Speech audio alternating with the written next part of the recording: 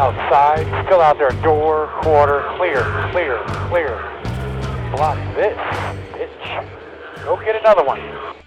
Well, hey.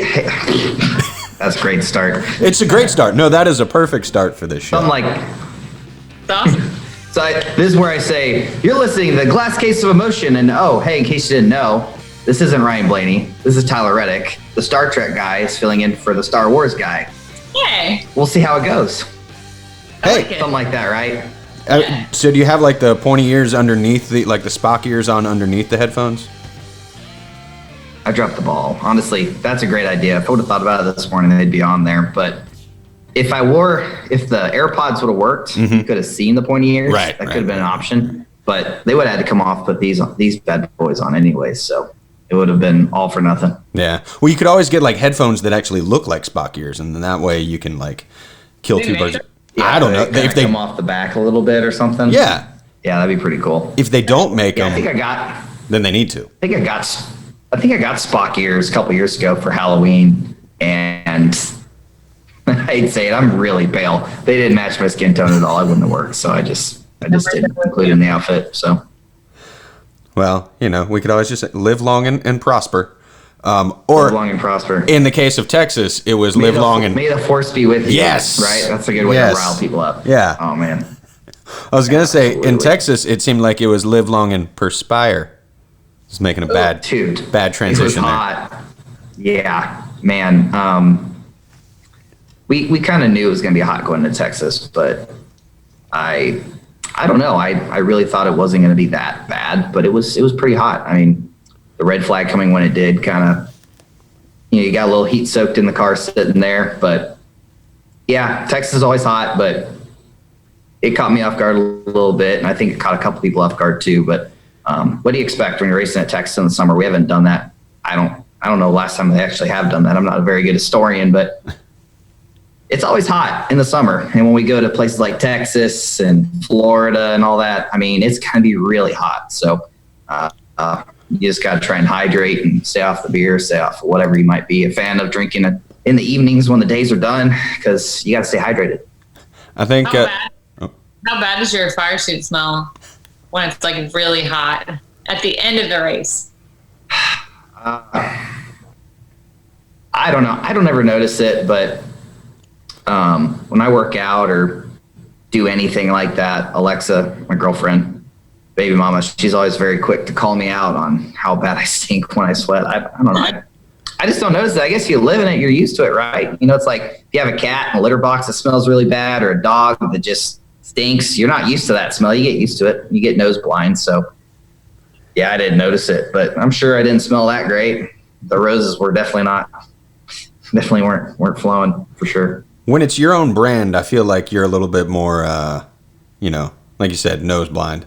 And that sort of funk, I don't know. I've gone camping where like I go out for days at a time and don't shower for like a whole weekend, and then you walk back in a store and you're like, why are people looking at me funny and acting like I smell? I don't smell. Like I'm fine. I don't smell me. Yeah, you get used to it, right? Yeah. But everyone else around you that may not have been around for every moment of the growth of that unique scent that you're carrying, they just get hit with it all at once, and they're caught off guard. So whenever I go work out and come home, Alexa's real quick to call me out, like, hey, you need to go take a shower. Really? And then you take a minute to like really explore the smell, and you're like, okay, you might not be wrong. I might go take a shower. So it's just part of it. I mean, it's hot in the summer. It's North Carolina. I mean, you walk outside for 3 minutes, you're gonna start sweating. Mm-hmm. So it's just so bad this week, heat wise. Oh yeah. I mean, I had to go get a haircut because it was too hot. My hair was like down and covering the back of my neck. I don't know how you do it, Kim, with that much hair. Like, oh yeah, I hadn't cut my hair since like January. Maybe? How does it stay straight? Like all this humidity doesn't just go? It's got to be a challenge to keep it straight, right? Kim? Yeah. I mean, I don't know about the boys, but we use a straightener. It's a product. Mine's real dirty right now, so that helps. Well, there you go. Yeah. Actually, that was that's the one thing whenever Alexa's friends from Illinois is still pretty humid, but whenever they come out and visit, they have no idea what they're in store for with this weather.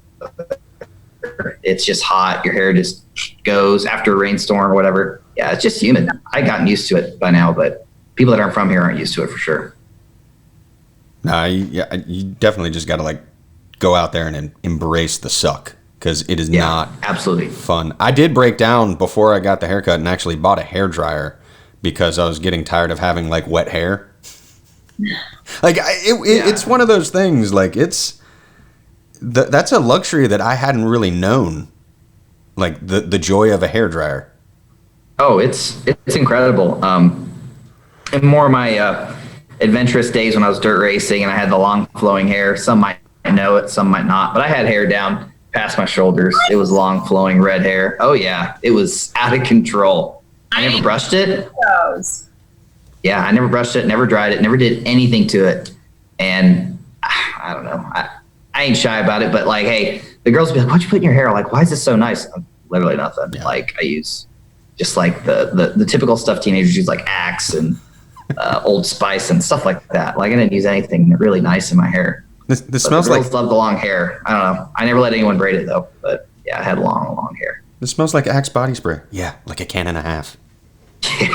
Yeah, that stuff's gross now. Oh. I don't know what I was ever thinking back then. The stronger the smell, the better. That was the idea, I think. I went on a trip to Mexico when I was like a freshman in high school and bought some like knockoff Axe in one of the little markets and like sprayed it thinking, oh, this is going to be great. Like, because we didn't really take as many showers down there. And like, it got to the point with that body spray, they were like, can you go sit on the other side of the room because you smell terrible.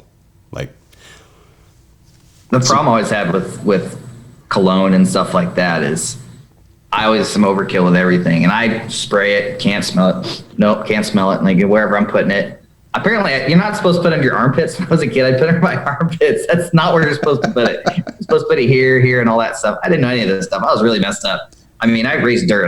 That's all I really cared about. I didn't really know what else to do with life, so I was just, that's where I stink. That's where I put it, right? So hit the problem areas, man. It's crucial. By the time I realized I put too much on, no one could be around me, so I just got rid of the stuff completely and just deodorant, and that's it. No scent. Well, hell yeah, man. If you're an introvert, it'd be good. Keep people away. Yeah. It would, honestly. On the days where I don't want to be around people, I probably should just be soaked in cologne. I would just keep everybody away, or just go find a skunk. That'd work really good too. What was it? Patchouli oil that the Grateful Dead fans? I like patchouli. Yeah, that's not. I don't find that shocking. I don't know what patchouli oil is. It's I like a mild patchouli scent. You don't like a strong patchouli, like middle of like summer in 1994 on a Grateful Dead tour patchouli? Yeah, patchouli's like a earthy, like. Oh no! So, if you're watching on YouTube right now, producer Matt Strickert has thrown up a photo. Come on! Is that a wig? Like that looks like a wig. That doesn't look real. That does. No. America's Incredible Pizza. So that pizza company. So that alone. That is. You can't really see it, but there's a little CGM logo from back in the day when they had a team in the Xfinity Series. We knew some people over there, and they were on our Xfinity. I said Xfinity car. They were on our dirt late model for a good bit of some of the time I ran dirt cars. So do you remember where that photo was and when that was taken? Oh. This is embarrassing to say, but I didn't win many races dirt late model racing. It was very tough. The one I won was at East Bay Raceway Park, and that had to be one of the only photos. I mean, I won like one of my first couple races running in a Bloomquist car way back when, and then I went like year and a half, 2 years where I'd be really fast. I'd screw up, blow motor, hit the fence. Shocking, right? And then not win. So it was hard racing dirt late models, but only won a couple. So that was one of them. Which do you think is harder, Racing late models or racing in the Cup Series? And I say that because this season you've been, kind of lighten. The rookie class this year has been pretty awesome. I mean, Custer gets the win. You've been in contention a lot. I mean, this week you were right up there in it. Close. Yeah. Teammate got the win. Don't tell Austin, but We were cheering for you. Mm-hmm. Well, thank you. Austin's got some wins. Yeah, I think he's actually he's right across in the other room. Hang on, you slowed up a little bit there with the. You say he's right across in the other room? No, for me, dirt late model racing was honestly more challenging than trucks, ARCA, and Xfinity. But the Cup Series, I'd say, is pretty close when you think of the amount of good drivers and good teams and good crew members that really set up the cars.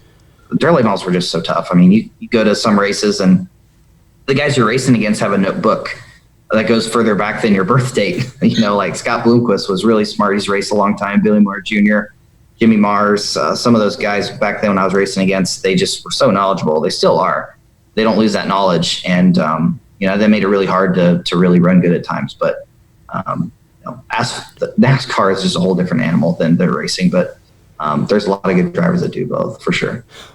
Do you think, and this season, like 2020, is an outlier, but do you think that the lack of practice in the Cup Series has helped level the playing field a little bit? Because like you see guys like Kyle Busch, who historically has been amazing, struggle this year. And then, you've had rookies that have, won, are doing really well. And is that everybody's kind of on more of an equal playing field when you just unload and go?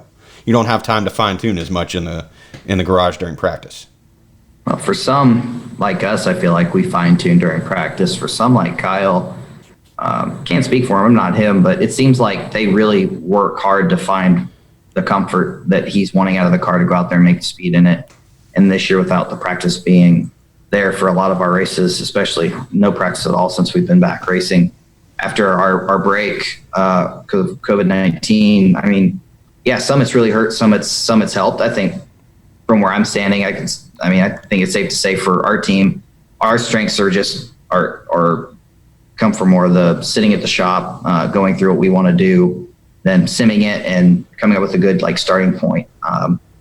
So more times than not, I think it's helped us, but definitely, I think back to earlier this year before everything slowed down, when we were running at Phoenix, we were like a 29th place car in practice, qualified 30th.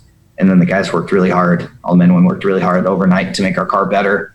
And then we drove from 29th or 30th to 4th and was up there battling 3rd, 2nd at Phoenix. So there's definitely both sides of it, but I think it's helped us more than hurt us. But it just depends on how some people approach the weekend. I think people have had to change that and think about, what they want to do going into the race. For us, we always take what's the most reasonable package for us, and then we fine tune it. Some people need to really start one way and then shift to where they need to be, and it takes laps and practice to get there. And we don't got it, so it's made it more challenging for those guys. Or you have the people that over-engineer it and overthink it. Yeah, absolutely. I mean, we've been guilty of that a few times this year. I think everybody is. Yeah. You go through a few stretches where you underthink it, then you overthink it, and you're like, I'll just go off of what my gut says, and then that's not even right. Sometimes it's really challenging. Simulation has come so far when you think of where it was even 20 years ago, and engineers and all the minds that spend hours and hours, devoting their career to trying to find tenths and hundredths of a second per lap. And it's a huge role now, especially now with no practice. What you show up with is so important. And then even beyond that, not only do you want to show up with a perfect race car, but if it's not perfect, you've really got to focus on having a car and a package that you can adjust on to fix it if it's not right. And so just add to the list of things you got to get right before you go into the race. Not only you got to have a good car, but it's not right, be able to adjust on and fix it. Sometimes that's hard to do. And it's shown for some of these teams, I think. Go ahead, Kim. Tyler wasn't here last week, obviously, but the pole sitter, even though they did draw, the pole still got the rifle. I don't know if you saw that, Chuck. I did. We were debating whether or not that's not right. The rifle, since it's a draw instead of an actual qualifying, and they still gave it to Eric? Yeah, Eric Almirola got the Henry rifle. Yeah. It's a sweet rifle. It's nice. I think Blaine needs to find whatever rabbit's foot that Eric Almirola has in this pole draw. Dude, oh my goodness. Yeah. Although Blaney a bunch of these races. because Blaney still started second, right? Yeah. Yeah. Oh, he did start second? Yeah, he started second. Sorry, I was back there and I started 24th. I had no idea what was going on up there with Eric and Ryan and all those guys. I've been 24th the last 2 weekends, so True. I'm doing really good on pill draws. You've gotten up to the front, so to think if you had drawn like a pole sitting position. Well, best I can do right now is 12th, but we had a few good weeks where we were like 13th, 14th, 16th. Yeah. And the last 2 weeks we've been 24th. And I won't be shocked for 24th again, honestly, the way last year went. Well, in Texas, you guys made the call, no tires, and Austin. What did Austin take 2? He took lefts, yeah. Yeah. So, I mean, that at a track like that, you got that opportunity. Boom, you guys took advantage of it. Yeah, well, it doesn't work if you don't have fast race cars. And I think a lot of these teams do have fast race cars. Everyone works really hard. But we were in a position where in the first stage, we had a good car. We were able to catch a few breaks on restarts, and we were starting to move our way up. I think we got into like 7th or so. And then we ran the stage 1 long and took fuel only, and that got us to 4th. So we were in a pretty good spot. So in the effort of trying to keep the track position, we took right side tires. And man, I've never in my life taken right side tires and gone from being a top 5 car to a 26th place car. But that happened Sunday. And we went 1 lap down. We were 2 laps down at one point when we finally took 4 tires, so we were tired of running so slow. But it almost completely messed up our entire day. We were able to rebound from it. Hell yeah. Well, I mean, I'd say you recovered pretty well. I mean, just throwing out. almost right there. It was a pretty good recovery. I mean, I was so mad whenever that big pileup happened on the front stretch. Clint, I technically was in front of Clint on the restart, but the bottom rolled so good on that one restart. Then we come off of 4 and everyone wrecked.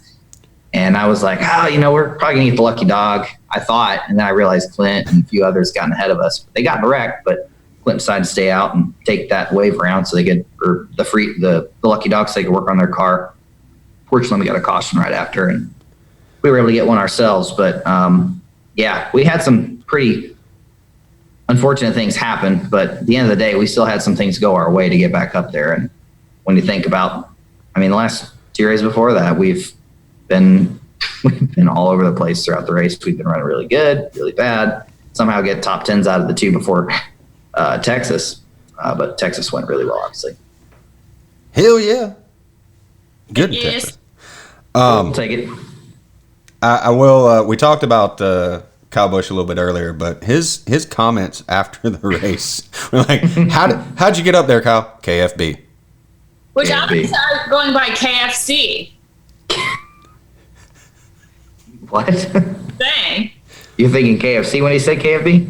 No, I'm saying I could go by KFC since mine is a KC. Oh, yeah. Sorry. Yeah. No, when I was walking in here to shoot this, Austin was joking with me, TFR. I'm like, I don't know about that, but I appreciate the opinion. Maybe I think there's some moments where you could possibly toss out the TFR, but I didn't do anything like that on Sunday's race. There's been a couple times about bounce off the fence. Where was it? Trying to think of a race where I did something really stupid. Bristol. I think that's a good TFR moment. Spinning out twice, starting a lap down on pit road. That was a good TFR moment. What do you think, Kayla? I'm getting some head nods from Kayla back there. She's like head nods in a good way or head nods in a she's not impressed with the TFR getting thrown around. And she's like, get out of here with that. No. Do not speak for me. For Kyle to say KFB, that's like quintessential. Like that's the most Kyle Busch thing for Kyle Busch to say. It's the most Kyle Busch thing that Kyle Busch has ever Kyle Bushed. Yeah. Kyle is, when he gets in front of a camera, and it's not, I don't mean this in a bad way. I mean it in an honest good way. It is pure entertainment. It is funny. I know he's probably really mad at the time when he gets camera in his face and he thought about the 1,000 different ways he could win that race. I get it. I think that way, but it's pure gold 90% of the time. He's asked a question about something when he's mad. I love it. Except for when I'm the one asking the question, it's not always fun. That is true. After the race, obviously he was behind me for 2 of those restarts, and I was spinning my tires. I'm on 70 lap tires or something like that. I was trying to go, but I couldn't. So I I just wanted to ask him because I was curious. I went over and asked him, like, what could I have done differently there to help you out, push me? And he's like, just go. I'm like, well, yeah. I mean, in the ideal world, if I could have gone, I would have. But man, these 70-lap tires aren't on the same page as me. But yeah, he speaks his mind. That's Kyle. It took me a second to realize like what he said. I was like, well, first of all, he's wearing the mask, so you like don't see his lips move. And I was like, did he just say KFB? Hey, look. It is much like we use. So at the beginning of the show, Tyler, we always play scanner sounds from the race. That's like one of the best sound bites, and a lot of times it's Kyle Busch because he has some great scanner comments.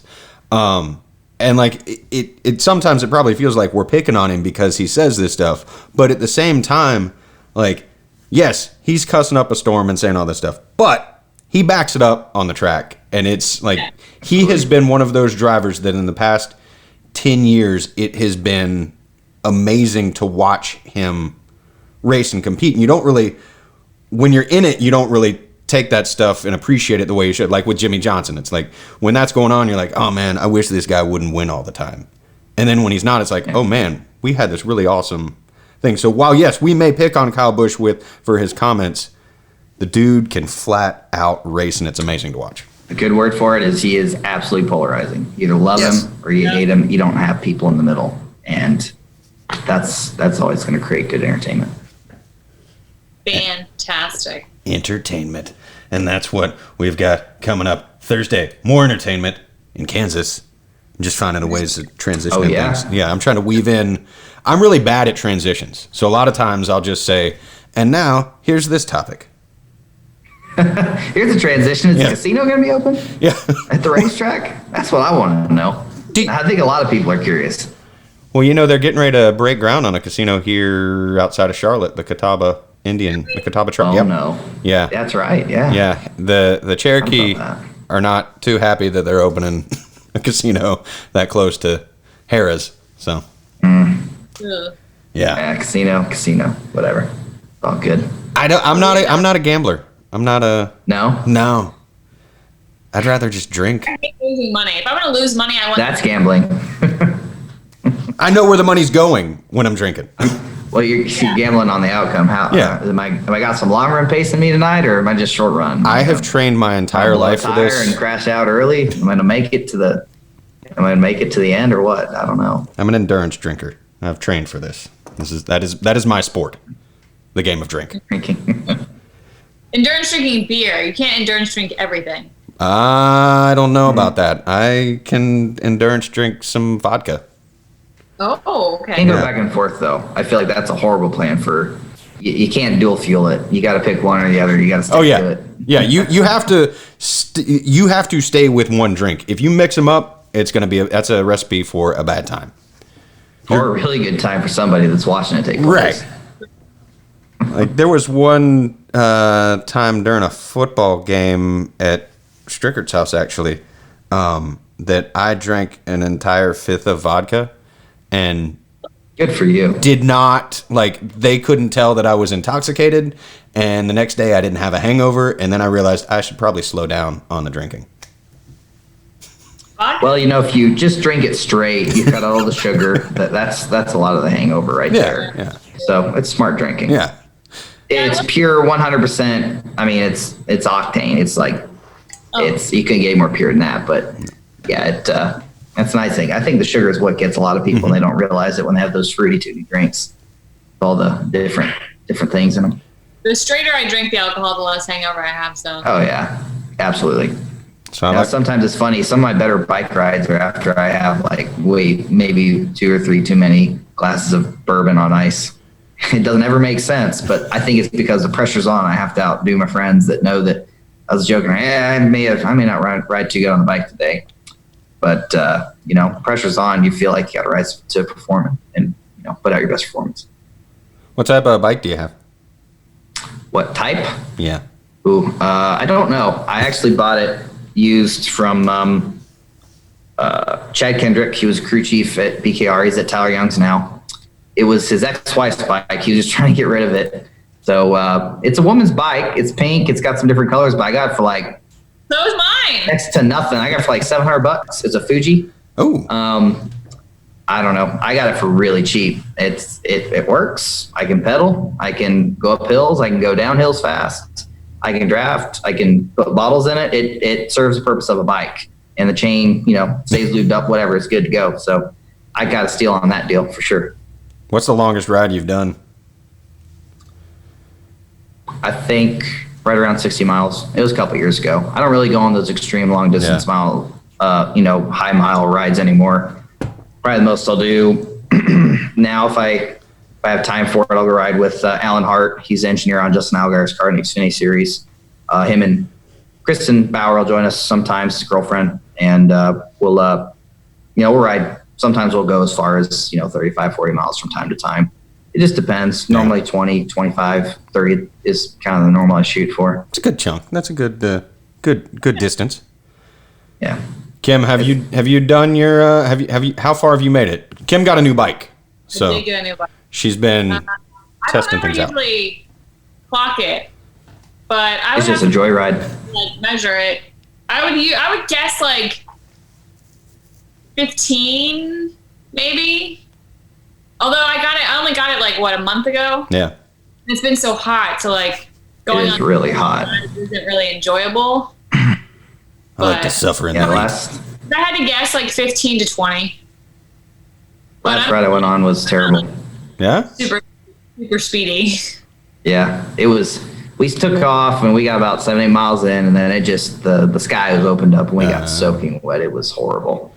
And then obviously you're back out in the sun right afterwards, and you're just baking. The water's evaporated, baking. Yeah, it's The last ride I was on, happens. I got a flat tire on my rear tire, and I haven't replaced it yet. But How far away from your house were you? 5 miles.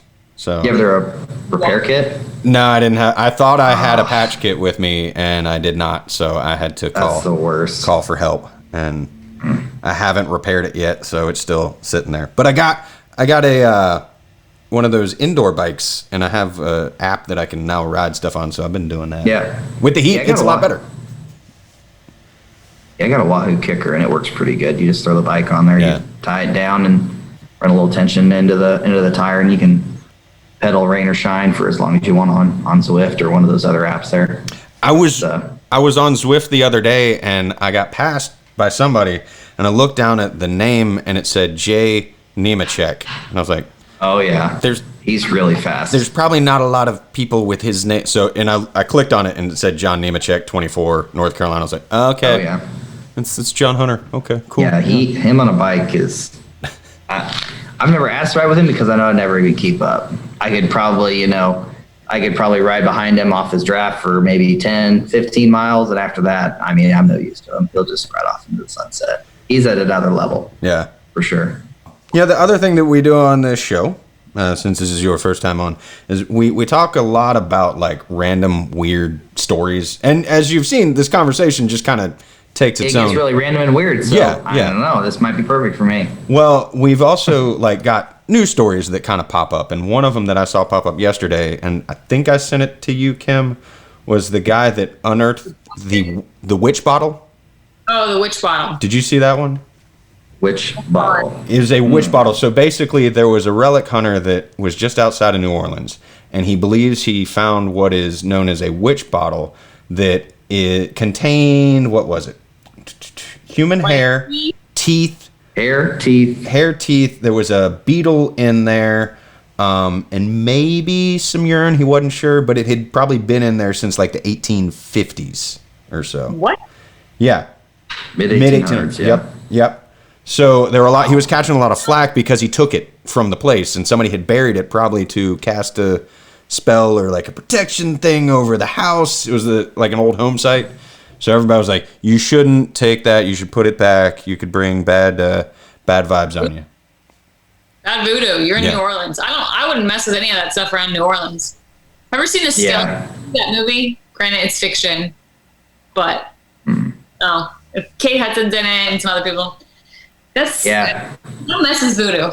So if you come across something like you that, gotta be careful with. If you believe in it, you really gotta be careful. If you don't believe in it and other people do, for their well-being, you gotta be careful. You never know.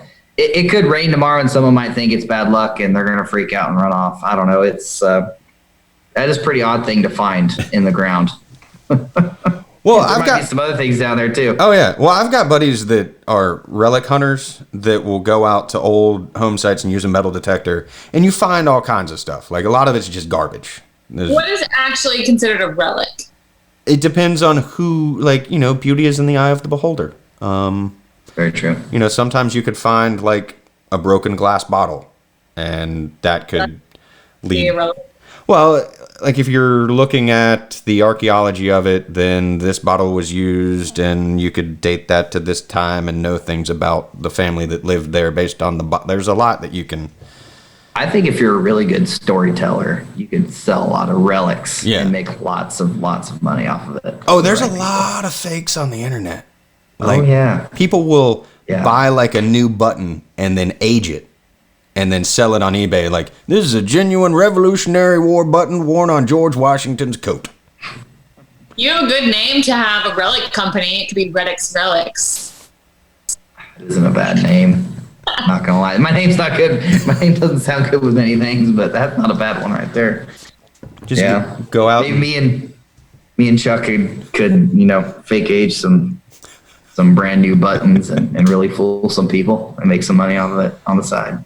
Get like $5 or $15 button, and then you turn it, and you could probably make like $50 if you do it right, or a couple thousand depending on the button and the way you sell it. Just saying. Yeah. Hey, if we only make $50, I mean that's still a couple cases of beer. It'd be all right by me. Yeah. It's funny. There are some reenactors that make like reproduction things, and there's one guy in particular that has gotten in trouble recently for making fake relics. Like, he will handcraft it and distress it and make it look like it's like a bullet or something like that, and then sell it on eBay. And people have called him out for it. So that's a great story. I found $20 at the end of that one, like, too. call him out like he can't sell it, or call him out like he's getting thrown in jail.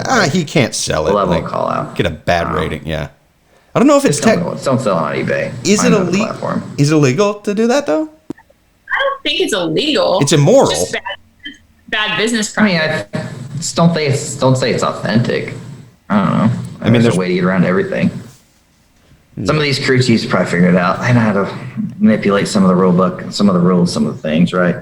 Throw this to a crew chief, they'll find the right title for it, and they can get around the name and sell it somehow. I mean, that's the whole game, isn't it? Just trying to skirt the rules. Like, there's that gray area, the wiggle room. That's like, oh, we'll just change the gray area is shrinking. I think it is. We saw it shrink a little bit at Texas this weekend with Justin Allgaier and Eric Almirola on the blend rule. That's always been kind of one of them things, but that's one of those things that's shrinking. I think we might see something here soon come out on that. They might finally say, all right, this is where it's going to be every single racetrack. Well, who knows? I had a question on that, because that was the first time that I'd really heard anything. I mean, you hear about, when reading the drivers meeting, you hear blend off of 2 or blend off of wherever. But like outside of that, you don't hear about it on the broadcast. And then all of a sudden in Texas, it's like, boom, blend rule violation. Well, I'd say it, but Justin Allgaier didn't even make it halfway through turn 1 and 2, and he slid up onto the racetrack. So I think it's one of those deals where it's been a rule where I think they've kind of just, drivers have been blending up safely, but they haven't technically. Where do you define the start and end of turn 2, right? That's the real question here. I think they have to become more, have to define that line a little more clearly. Like, it's at this mark, or it's where the 2 is off of exit of turn 2, or it's where the broken up line is off of turn 2. I think they're probably going to have to at some point clarify that more. But a lot of the drivers for a long time have been doing it safely. They're not blending up into the corner exit of turn 2 in front of drivers, but Eric and Justin blended up, a little early there. And if there was a car there, it could have been a pretty crazy little accident. But hey, as drivers, you're trying to push every little thing you can on the racetrack, and if you can get away with it, not get called out on it, you're going to do it. Wait, you guys push the envelope? Never. Mel it a little bit. Another fun topic. 2020 has been an interesting year. Did you see that Iceland is asking for people to send their screams to Iceland to like let out their frustration? Like, pretty much. Has Kyle Busch dialed them up recently to air out his frustrations? I don't know, but I think we should send him the link and be like, hey, man, like there's these speakers that are set up in the Icelandic wilderness, and if you press this button, you can scream into nothing and just, let out your frustration. Is that what Ryan's doing today, possibly? Is that why he couldn't make it? I think that's what he's doing. He's actually preparing for his Iceland yell. He's got to prep the vocal cords. Or vocal folds, whatever they're actually taking. Yeah, do they have like a record, like they keep track of the longest like yelling and like the longest person, top 10? I don't know if just yelling, pure yelling. I don't know if they have, but if you go to lookslikeyounneediceland.com, you can actually listen to some of the screams. Yeah. That's not my cup of tea. The opposite of, what is it, Japan, where some of the roller coaster parks, they're asking you not to scream on the roller coaster so you don't spread COVID. How do you keep yourself from screaming on a roller coaster? That's easy. You just don't. No, I scream out of just pure joy. It's so much fun. Like, I don't know how. I mean, when you go off that first little cliff and you just go straight down, I wouldn't say I'm screaming out of fear, but I'm just like absolutely thrilled I finally get to go down something after waiting in a line an hour and a half in these parks just to get that moment. So yeah, I think people are going to scream a little bit. They've been waiting in a line all day. Just go down one little ride. You can't just enjoy it and just like, this is pleasant. My stomach is up here. As they're going down, what a pleasant descent this is, man. That was lovely. So awesome. Yeah. What is it? What's the word I'm looking for? Like, imagine filming like a commercial of people just on a roller coaster not screaming. They're just like nodding and then it fades to black. Don't spread COVID-19. It's basically just a bunch of Presbyterians sitting in a roller coaster, just sitting there. That's what I was looking for. Promotional video of not screaming on roller coasters. How awkward would that look? That would be bad. I mean, honestly, that's the whole point, right? I don't think I have, outside of being maybe a young child when I was scared of roller coasters, but like when I actually started riding them, I don't ever think I really would scream on a roller coaster. I don't remember doing it. I'm not saying I didn't, but I'd just be like, yeah, this is cool. And as opposed to just be like, wah! Not really my thing.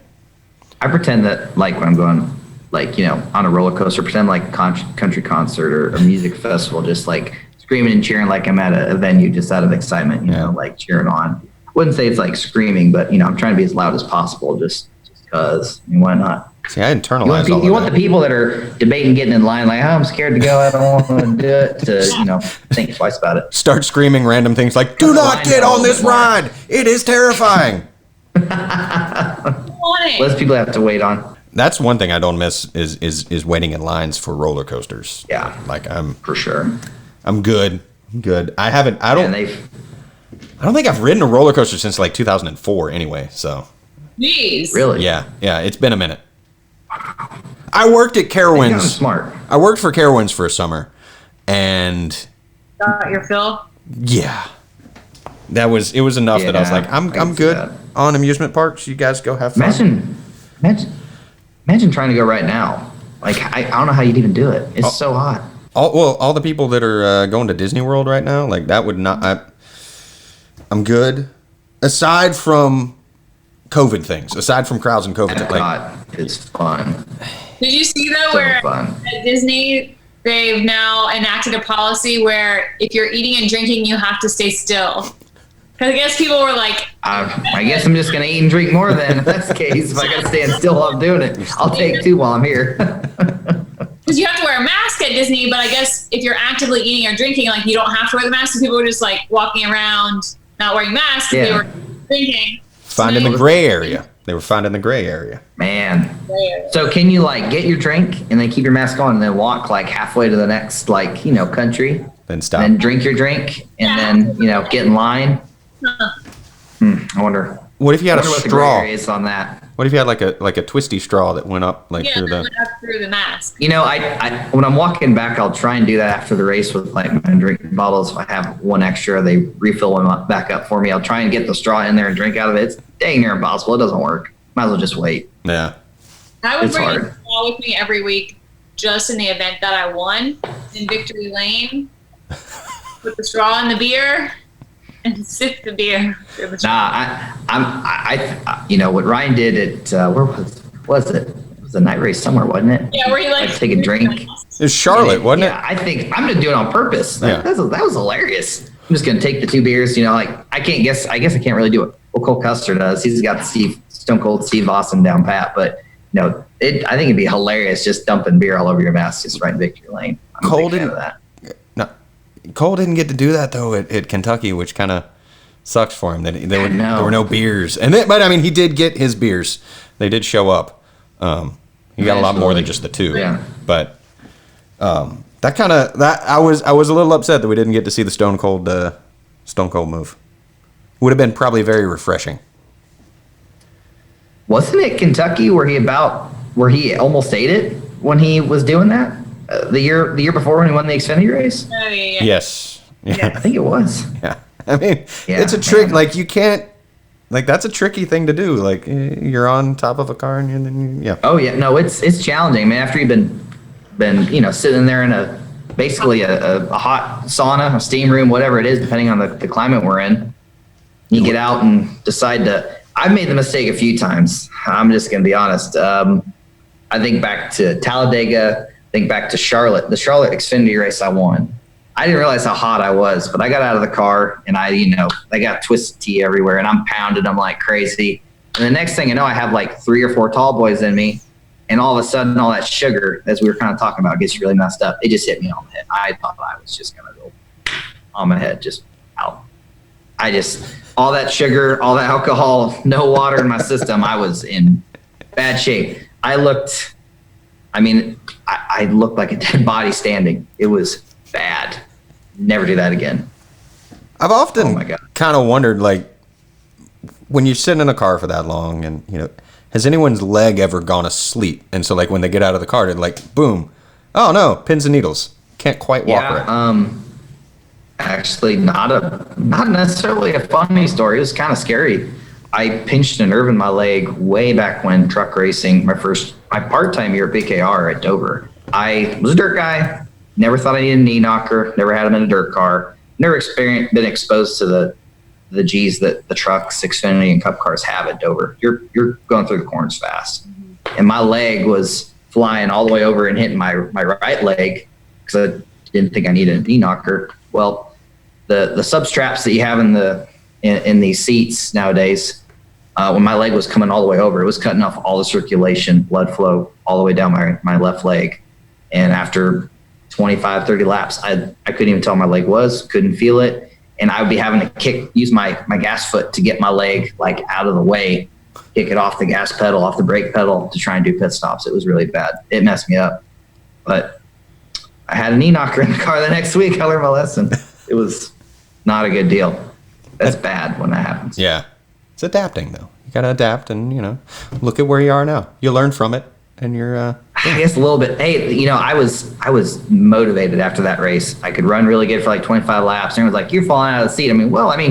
I did fall out of the seat. I couldn't feel my dang leg. It was all over the place. But the next year I went back in there. I didn't win on 4 tires. A little bit of strategy, but I went in there next year and won that race at Dover. And I was feeling pretty good about that. I was really wanting to go back in there and redeem myself from, essentially falling out of the seat because my leg was going to sleep the year before. This year, redemption is spelled REDDICK. Yeah, that you might have something there. Hey, let's see, we're about 40 some odd minutes into the show. We generally go for like 40 minutes to an hour, so we're getting towards the end. Kansas coming up, Thursday night race, and then a little bit of a break. You guys got any plans for the weekend where, hey, you don't really have to do anything? It's a weekend off almost. Well, Tyler before my son Bo would be like, yeah, I got this plan. I got this trip plan. I'm going to go here, there, yada, yada. Post Bo Tyler is like, yeah, I'm probably just going to sit at the house and relax. Let Alexa catch up on some things that she doesn't really get to do too much while I'm out and about, running around, make sure race cars are good, simulating stuff, doing all those other things I got to do to stay fresh in the car. Try and give her a little bit of time away, let her rest a little bit. We might go somewhere. I don't know. We might last minute do that, but just getting a minute to just relax and like chill out is awesome. So we're probably just going to take it easy. If we do go anywhere, we're probably just going to put our feet up and just hang out in the shade. But kid's a full-time job. They're crazy. Bo's awesome.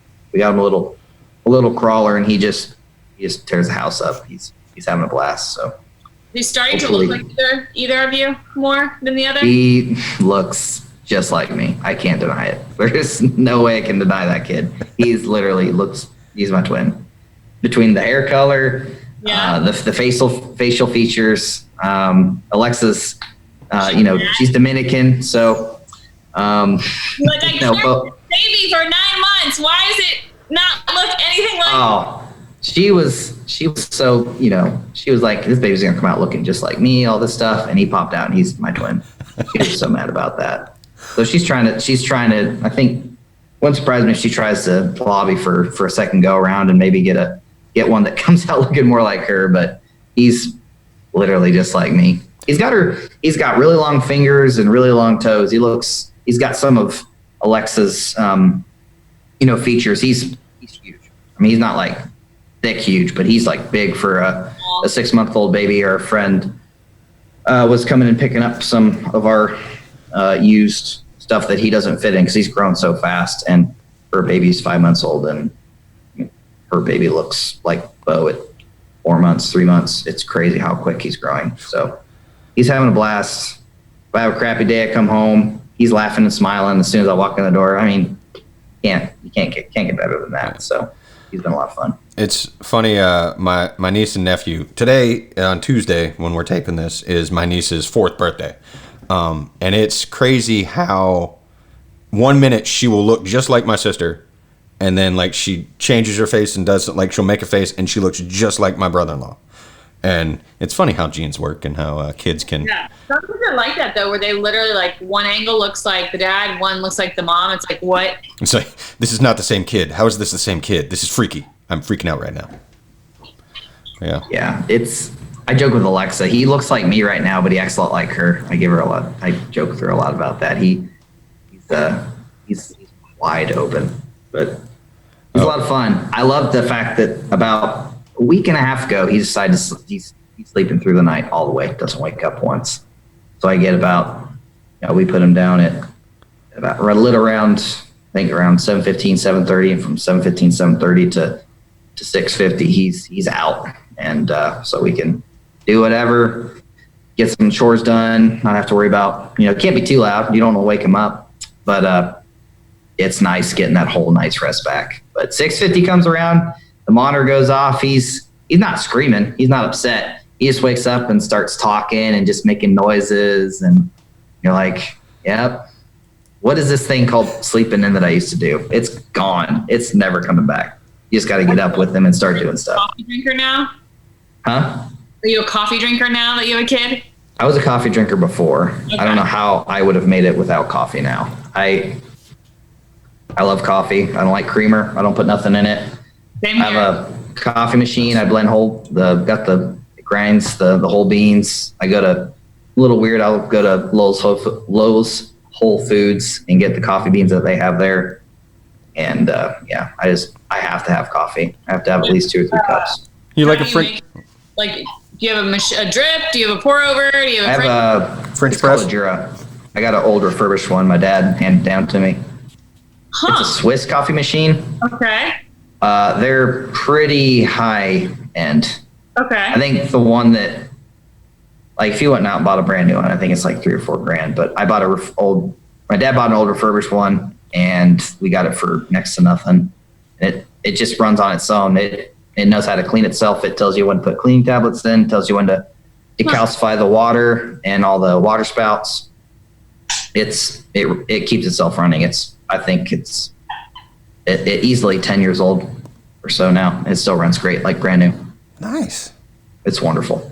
Nice. This is a coffee drinkers show. Glass case. Really? We are. That's good. I love coffee. Connoisseurs of the coffee.